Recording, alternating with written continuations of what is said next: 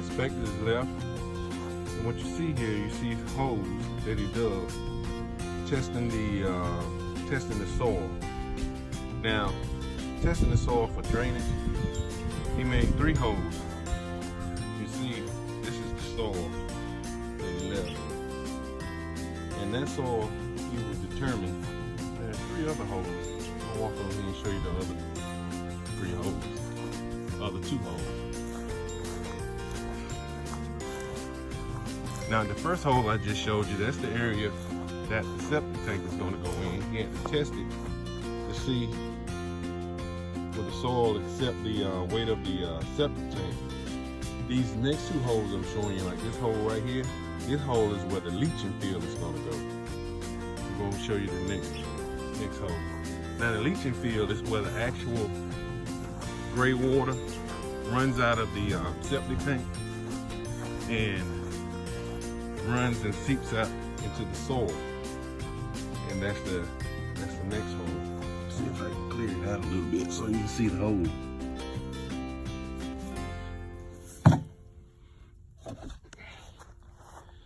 And that's the next hole. The last 2 holes I just showed you.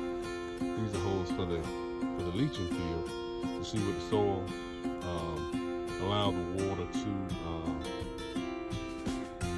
spread out throughout the soil.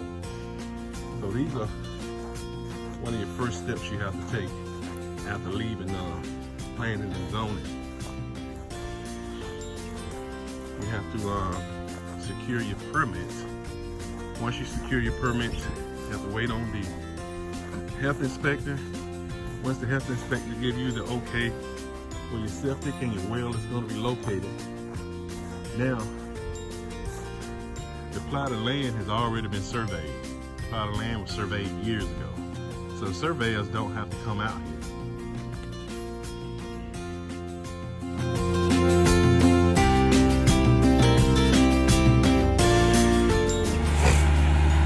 Got the foundation contractor out here, and what he's doing right now is he's grading the lot.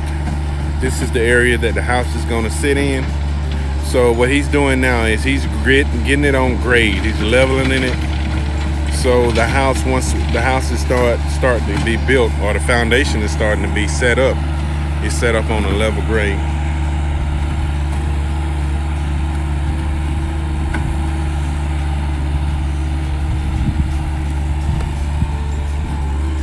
So right now you see the 2 guys there. What they're doing is they're measuring to make sure that he's clearing off enough. Now this particular project here is like 50 feet 4 inches, but he's gonna have to come out further than that.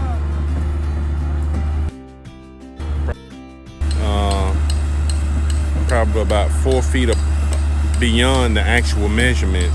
This particular project here is 50 feet 4 inches by 27 6 inches, but we're gonna go an even 28 on this house. We're gonna go a little bigger than what the plans call for, and the contract has been made known of that, because the plan says 50 feet 4 inches by 27 6 inches. That's the plans that he sees, but because we had to make changes to it, we had to verbally let him know that there's been some changes made. And any changes that you make throughout the building process, it's best to let whatever contractor, the foundation contractor, the framing contractor, the electrician, plumbing, any changes you make to plumbing, electrician, HVAC, it's best to let them know as soon as possible. You don't want to wait until the end of the project, because they've already scheduled material, they've already calculated materials, and you don't want to have to do demolition. That'll be extra money out of your pocket if they have to deconstruct what they just constructed. So any changes you make, you want to let the contractor know as soon as possible. As soon as possible.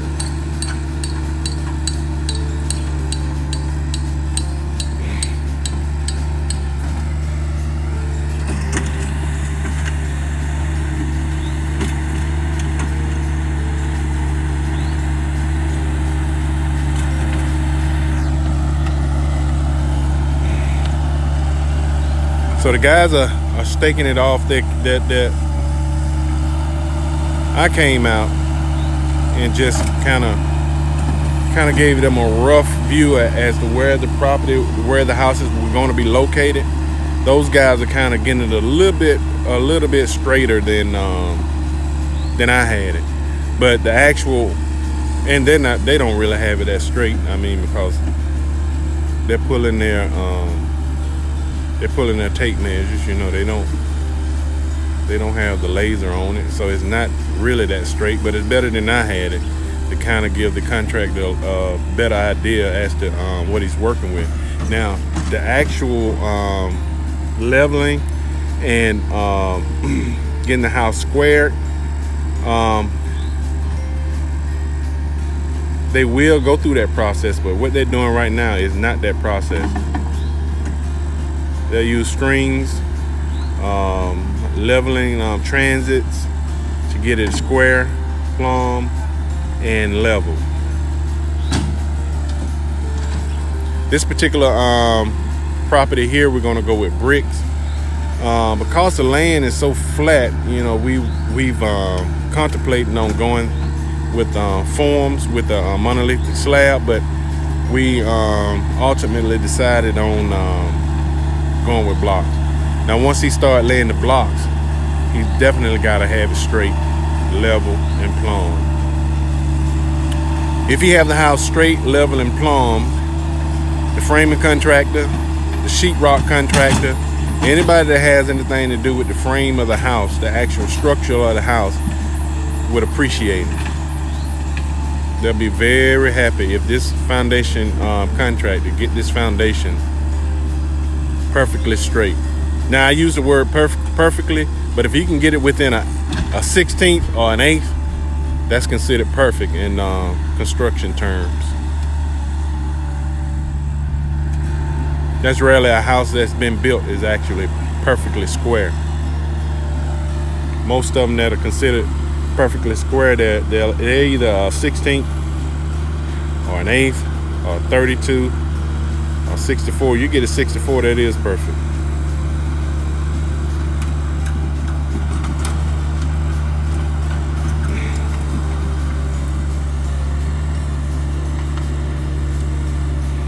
There's no shade out there. It's about 12 o'clock in the noon. So it's getting pretty warm out there. And it hadn't rained. Well, it rained about 2 days ago. But ever since then it's dried up. So it's gonna be pretty dusty out here today with him pushing that dirt. As a matter of fact, we have a hurricane that's supposed to be hitting in this area late tomorrow, early Thursday.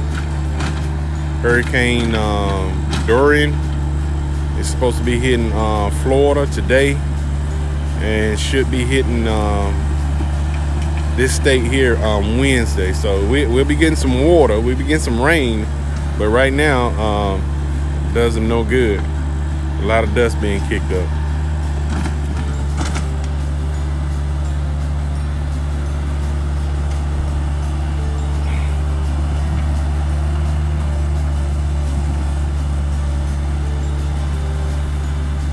As you can see, I don't know if you can see it, but the young man over in the maroon shirt, he's setting up the transit. The transit gonna help them. What they're looking for now is they're looking for level. Level of the grade site.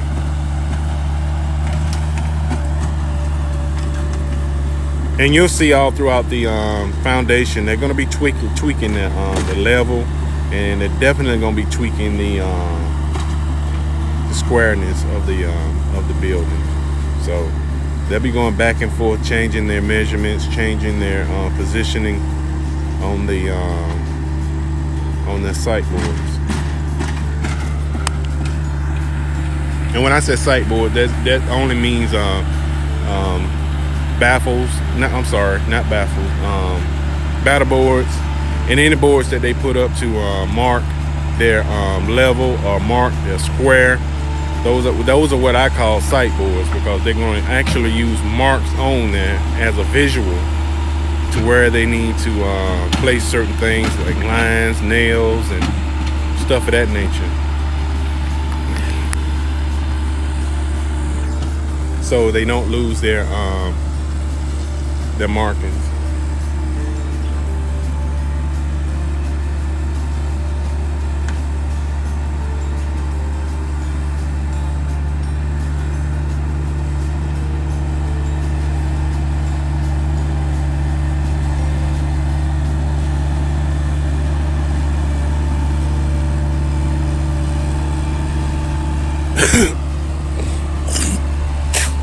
Excuse me.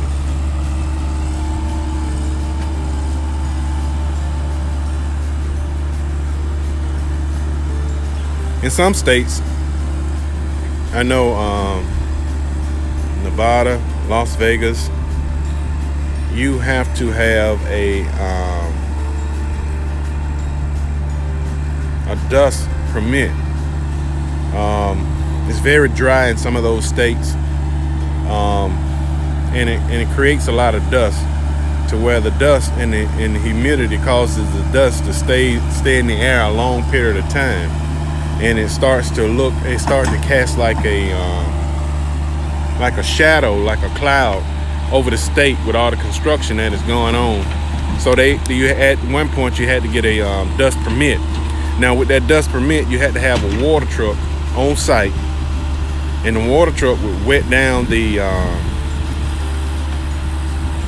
area that was going to be graded, and that would help keep down the dust. So that in those states, you had to have those permits. Now this state that we're in, which is a southern state, you don't have to have a dust permit. But when you're getting your permits, they will let you know whether you need that permit or not. Okay, if you see the young man over in the corner with the transit pole, he's actually trying to establish a level. Now the level we want on this house is 16 inches out of the ground. We're going with blocks. So if he get a level grade, we'll go 12 inches in the ground, and we'll come 16 inches out.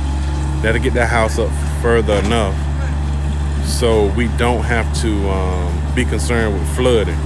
Now this land out here, if you can see, is very sandy. The probability of flooding is very slim, but it's still a good idea to get it up off the floor. You just never know, especially with this hurricane we got coming now. As a matter of fact, right now the hurricane has stalled over an island, the Bahamas. It's stalled over the Bahamas, and from what I gather from the news, with that stalling, it's causing a lot of flooding in the Bahamas. So you just never know. We might get a hurricane to stall over this state, and if it stalled over this state, you would get a lot of rain. If a hurricane moves slow, that's dangerous. And this hurricane is moving mighty slow right now. It's moving real slow over the Bahamas.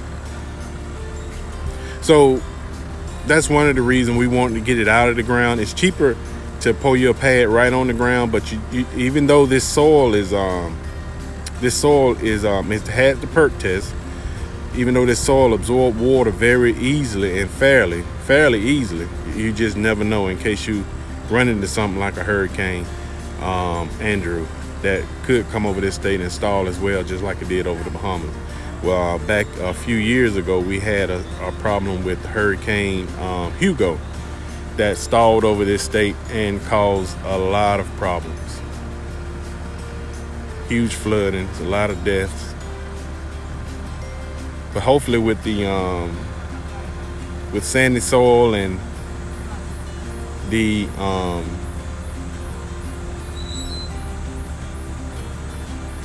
and we getting it up off of the ground at least 16 inches, we won't have any problems with flooding.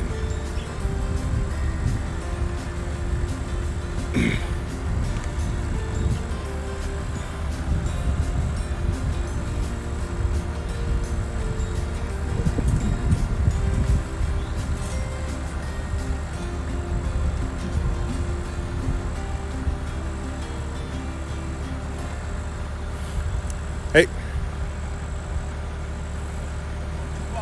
Yeah, 2 blocks. A block and a header.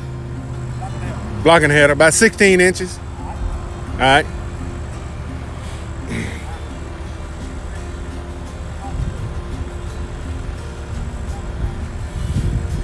That was a contract that I think I told him already, but maybe I didn't. But it's good to communicate. Very good to communicate. Communicate.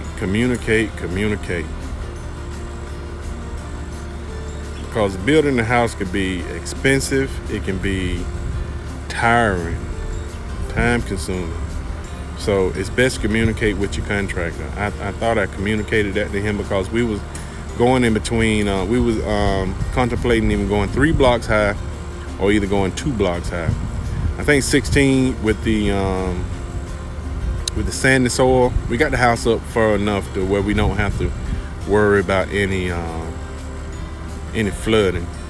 So that saves us some money by not going extra block high. They actually save us 117 blocks by going 2 blocks instead of 3 blocks.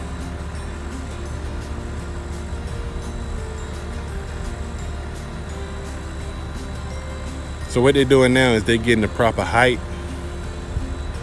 for the and the height that they're getting is that 16 inches. That's going to be the level of the floor. That's how high the floor is going to be, 16 inches from grade.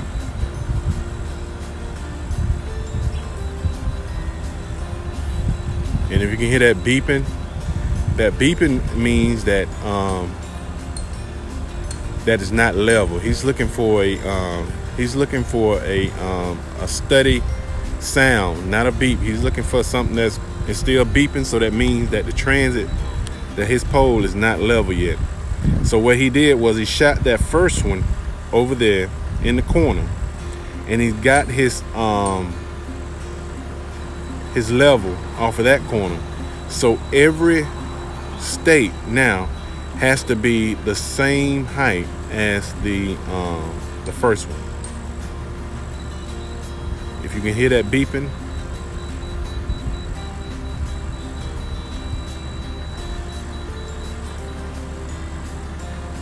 still beeping, so I guess they're gonna go with it. So it's not exactly at the correct height, but in the end, as long as that floor is level and at 16, we're good.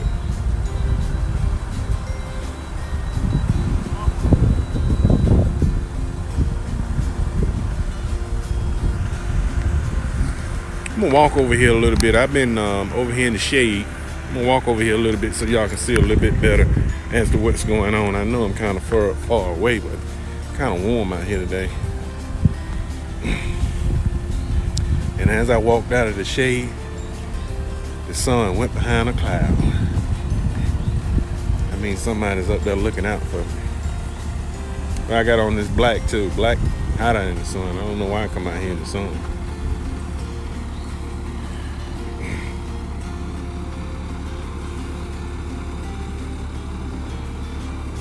So he's gonna take his story pole and try and get it level.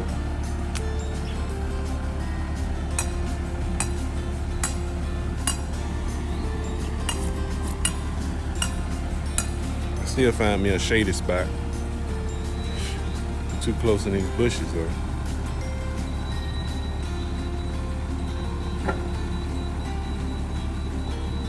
There it is. Hear that?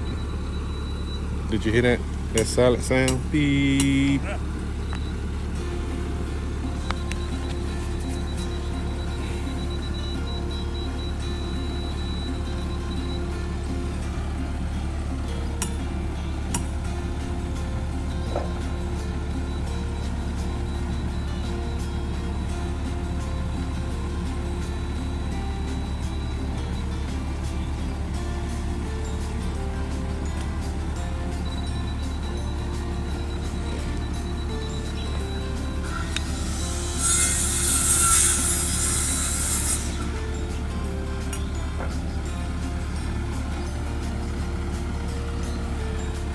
get that power from? He done plugged up to the house.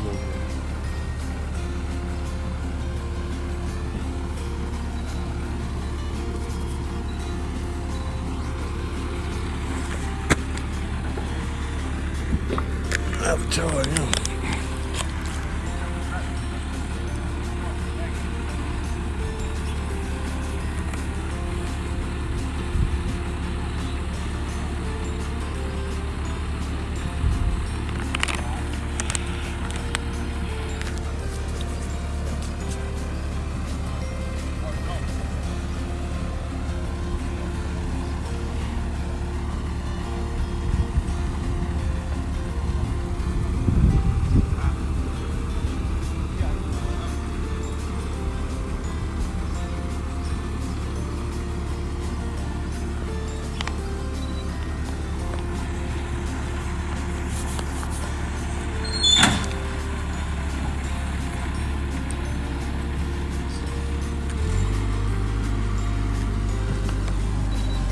So I guess the crew chief will take over the important stuff.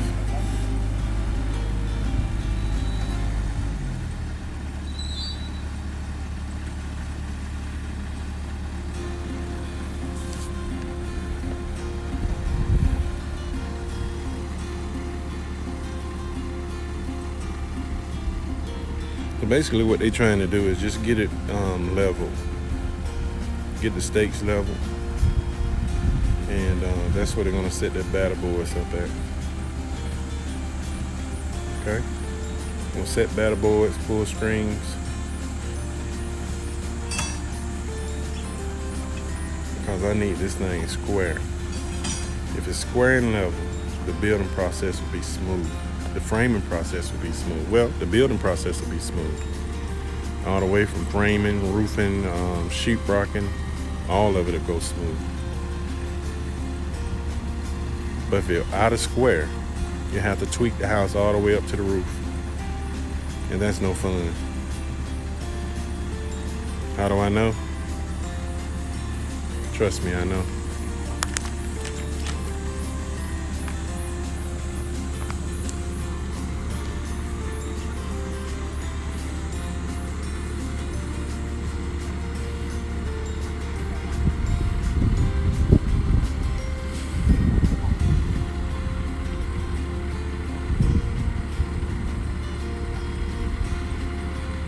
Look like they got a little bit of dilemma, but you can expect that in construction.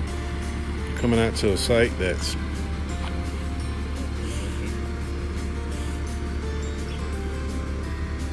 and this house has to be squared to the street. And right here in this portion of the street, it's a straight run. But still, that stake that they're at right now, that's the stake that was pulled off of the what we call a constant, and the constant is the street. You like to have the house square to the street. Surveyors came out before they even poured this street, so you can go off the street curve as being a constant. Okay. But that stake that they're at right now, that was the constant from the street. They square up off of that one, the house will be square to the road.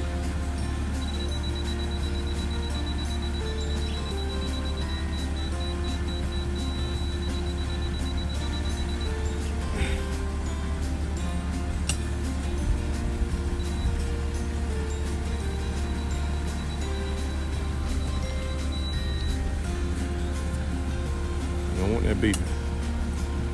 You want it.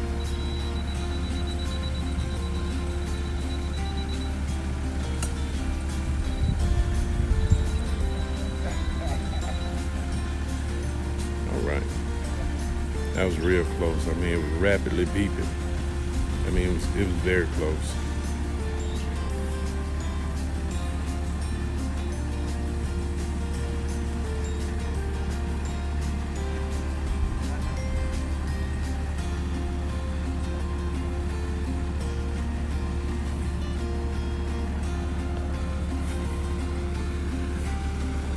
Going 28, Dexter? 28, okay. Just making sure of some of the changes we made. As I told you earlier, the blueprint calls for 27 feet, 6 inches. Well, we just added on another 6 inches. Go ahead and make it a cool 28. And I just want to make sure that you knew that. Again, any changes that you make, let the contractor know as soon as possible.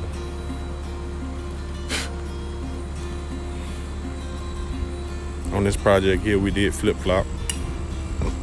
We decided to go with blocks.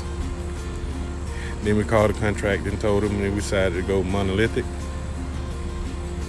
Then we called the contractor back and told him that we've changed our mind again. We'd like to go blocks.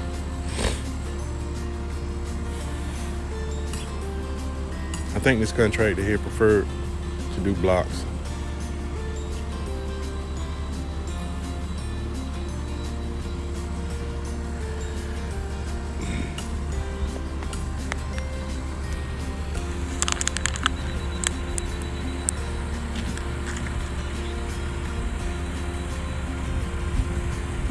As long as you hear that beeping, it's not level. Because you set it on that stake at the far end over there. And then once you set it at that stake on the far end, and every other stake has to be set to that one. So anytime you hear any beeping, it's not level.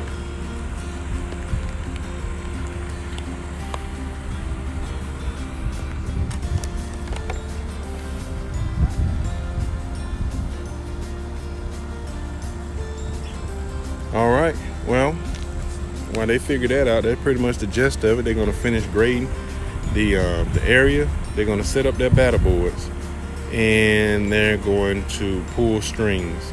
Pretty much today they're going to lay it out. Once they lay it out, they'll come back to tomorrow and dig the footers. Once they dig the footers and set the rebar, the inspector has to come out and give the okay. Once the inspector gives the okay, the cement truck will be called out. Once the cement dries, then the contractor will order the blocks and lay the blocks. He'll order the blocks, probably some sand, and set up the blocks. Once he get the blocks set up, he'll order the backfill dirt, the field dirt. Once the field dirt is in, the plumber will come out and lay the plumbing on grade inside the field dirt, and the inspector will be called back out to inspect to do a pressure test on the plumbing before it's covered up to make sure there's no leaks. And if the plumbing's passed the pressure test, then the foundation contractor will come back out, order the cement, and pour the cement. And once the foundation contractor pour the cement and it dries, and he's finished. Those are all the steps he has to go through for this type of foundation. So what they're doing now is they're setting up their batter boards. I don't know if you can see it, but that's what they're doing over there. They're setting up their batter boards, and they're going to set the batter boards about 2 to 4 feet away from the actual structure of the house, or the actual site of the house, because they're going to have to bring in digging equipment, and they'll have to take down their strings. And with the batter boards being set back at least 2 to 4 feet, they'll have visual sight on their batter board as to where to, once they take the strings down and get ready to put the blocks up, they can just put the strings back on those sites. Most of those sites are sometimes nails. Most of them are nailed. 99% of the time they are nailed.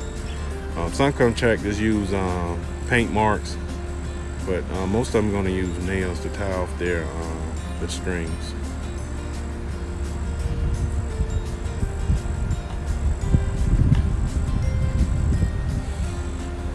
So they'll set batter boards all the way around on 4 corners. Well, actually 8 corners. You got a front porch and a back porch. So they'll set batter boards on 8 corners. But that's just to ensure that they have level all the way around. Of course, the front porch and back porch probably gonna drop about 4 inches from the house, so that once the house is completed, you will have a slight step up if you're going in, a slight step down if you're coming out. Okay, now once they set these batter boards up, it's about to reach 30 minutes. I don't want this this portion to go too long, but once they set those batter boards up, the ledger board, they're going to make sure that ledger board is level. They're going to pull back out the story pole and make sure that ledger board is level all the way around. Okay, so we'll come back a little later and check on the foundation contractor. All right, so the foundation contractor, just for the day, they're finished. They set up the batter boards on all 4 corners, pull the strings, so they got it level. So tomorrow they're gonna come back and dig the footer. You see they got the string set on this footer. So this particular house right here is gonna be, let me show you here. So from this corner, that corner right there, to the corner of this other house should be 50 feet 4 inches. 50 feet 4 inches till to this corner right here. Okay, so we got the batter board set on all 4 corners. Tomorrow the contractor will come back, set up the back porch, the front porch, set up the batter boards, and dig out the trenches. After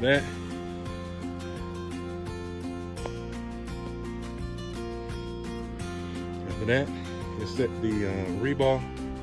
We'll call the inspector in, and then we'll be ready to pour the cement. All right, that's it for the first day. Batter boards. The site has been prepped.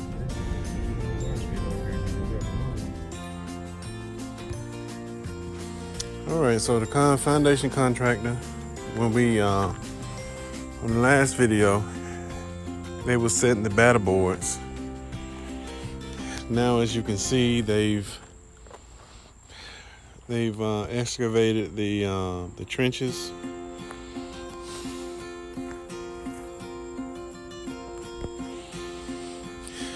This right here is going to be a back porch, so they haven't excavated this area yet.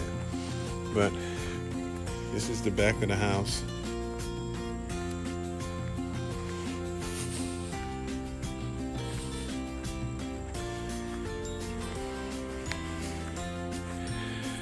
Right? They've excavated the side of the house.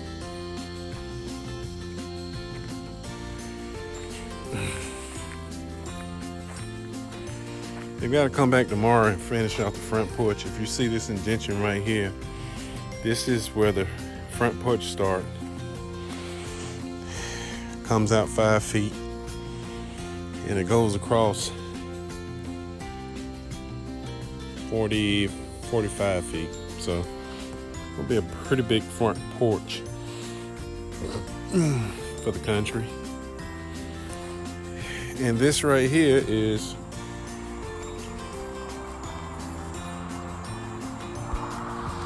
It's the front of the house. So what they got left to do now is finish up the front porch, the back porch over there, and set the rebars. Once they set the rebars, then we'll call the inspector in for an inspection, and if it passes inspection, we'll be ready to pour the cement. But just before pouring the cement, we have to spray for termites. So right after it's sprayed for termites, after it's passed inspection, spray for termites, and we'll be ready to call the cement trucks out to pour the footing. All right, once we get the rebar set in, that'll be the next one. That should be tomorrow. All right. We'll see y'all then.